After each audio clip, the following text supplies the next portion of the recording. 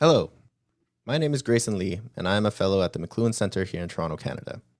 I'll begin with a thank you to Jutta Brandemur and the Goethe-Institut for inviting me to speak to you today on the documentary film, The Cleaners. This film was an important public service announcement when the film was first released back in 2018, and since then has continued to be relevant to our rapidly shifting and dynamic social context in the pandemic. First, the question of censorship and safety from exposure to violent materials is a key theme of this film, and I think is quite apt for a German documentary on digital society.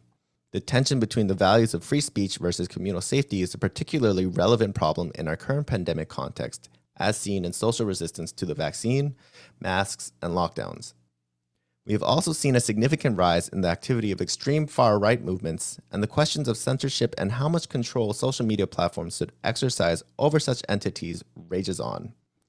This problem of far-right extremism and social media is not only an American problem. When we look at the context of Germany, for example, where any display of Nazism itself has been illegal for decades now, we suddenly see the rise of neo-Nazism and the far-right over the past several years. The rise of far-right activity has become a global phenomenon contextualized within the relationship between people and social media technology. Secondly, I beckon everyone to consider the geopolitical nature of the relationship these workers have to their employer. Prior to this film's release, the majority of the world had no idea of who was actually doing the cleaning up of the content we see on the internet. Many weren't even aware that there was such moderation, or better yet, even aware that humans were involved in this process at all. Most people assumed that all of the cleanup was managed by an algorithm, but when the curtain was pulled back, we saw that Oz was a human all along. Many Asian humans, in fact. Techno-Orientalism is a concept that posits the Asian as framed in a particular relationship to the West through the machine. The Cleaners shows us that the Asian worker has been subsumed into the machine, erased of their humanity, hidden in the shadows, and given a specific set of work protocols to be conducted in secret, clicking through over 35,000 images a day. This documentary presents the humans who are at work and brings forth the question of why is it okay to expose only certain humans to this sort of violent imagery? Who is chosen and why? And then who needs to be kept protected from it?